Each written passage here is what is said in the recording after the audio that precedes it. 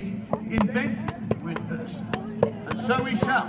For in the past, my lords and ladies, Ursa here, she has hurled quicklime to cause nausea, abdominal pain, vomiting in our enemies. We've even used rotting matter, mutilated corpses, severed heads to throw over the walls of our foes to spread disease and cause plague. But far worse than this, much more terrible, Ursa here, she has also hurled pots of Greek fire, casks of burning tar, fireballs to ignite, melt, and reduce our enemies to ashes. Ursa is indeed mighty. She is indeed powerful.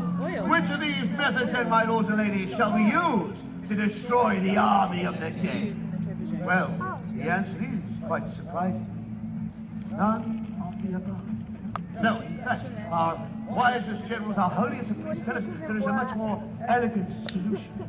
All we have to do is to anoint stones with holy water, and then as they fly through the air and then shatter upon the ground, the splash damage from the holy water will rip through the army of the dead as if it were acid dissolving their foul and rotten bodies. It is a simple yet brilliant plan, one that I'm certain that will bring us victory. Everyone say hooray! Hooray! But be under no illusion, my lords and ladies. Our fate and the lives of your children all now depend on the brave men and women who operate this machine. So let me tell you exactly what they have to do, my friends. And so, if you look down the machine, you can see Ursa has a very long arm. At the moment, it is pointing in that direction. That there is her throwing arm. And somehow, some way, my lords and ladies, we need to bring that arm all the way down to the ground so we can launch our deadly body. How do we do that? Well, look again at the arm. There at the end of the arm, you can see there is a rope. That rope will now run through a rope pulley.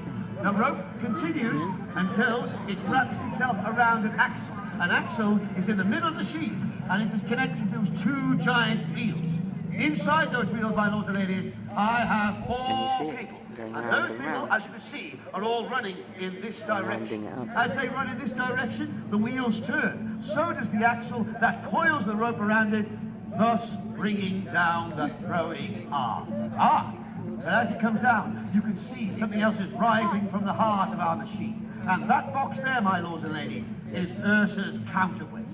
That box alone weighs over 1 ton. Today, for our battle practice, we have loaded it with an extra 5 tons of rubble. But come the battle itself, come the actual war, my lords and ladies, we will load it with over 18 tons of ballast. And that is what gives Ursa her strength. That is what makes her powerful. But think about it, my lords and ladies. 4 people in those wheels are all raising right now 6 tons. Absolutely incredible.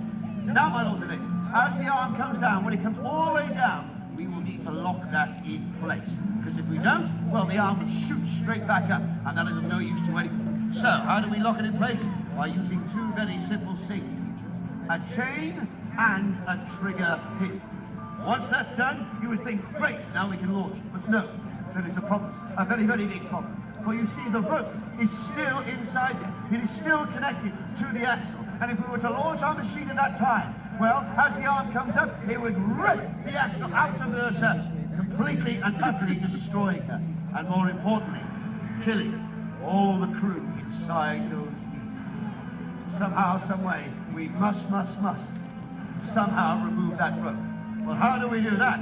Well, all we have to do now is to get our winders to turn around in the wheels, and then they will run in this direction. And as they run in this direction, my lords and ladies, they will be running fast, because the weight is in place. They are not bringing that down anymore, and they will run incredibly fast. As the wheels will turn this way, so will the axle, and that uncoils the rope until it comes away freely, naturally. It is a magnificent piece of medieval engineering. Once that's done, then of course we can launch our machine. But think about this, my lords and ladies. The army of the dead will be vast. It will be enormous. So we will need to launch Ursa over and over and over again. We will have to launch her every 6 minutes. Let me tell you something. That is backbreaking, exhausting work for the winders in those wheels. No wonder then that their job is regarded as one of the worst of its kind in history. Let us now listen, my friends, to one of the winders in the wheels. Yeah. Which one, Joe? Is